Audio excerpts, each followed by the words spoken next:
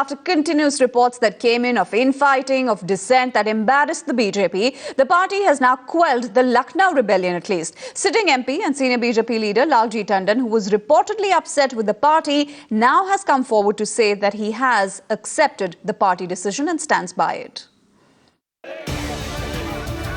Weeks after his controversial statements surrounding the Lucknow seat, sitting MP and senior BJP leader Lalji Tandon telling Times Now he's anything but miffed with the party.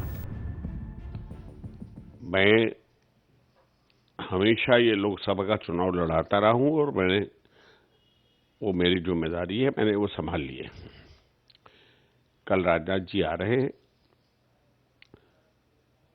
अभी तो वो प्रत्याशी हैं, लेकिन वैसे भी वो हमारी पार्टी के राष्ट्रीय अध्यक्ष हैं। तो स्वाभाविक है कि राष्ट्रीय अध्यक्ष जब आते हैं तो कार्यकर्ता सब उनका स्वागत करते हैं। Lalji Tandon took over the prestigious Lucknow constituency after Atal Bihari Vajpayee.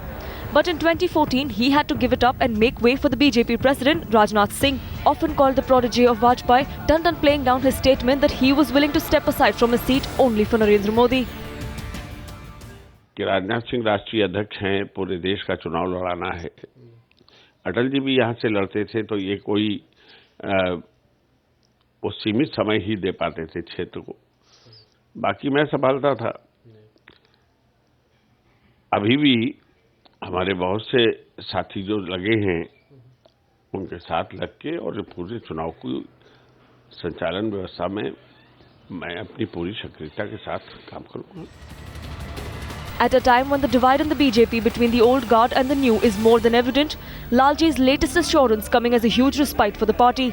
Bureau Report, Times Now.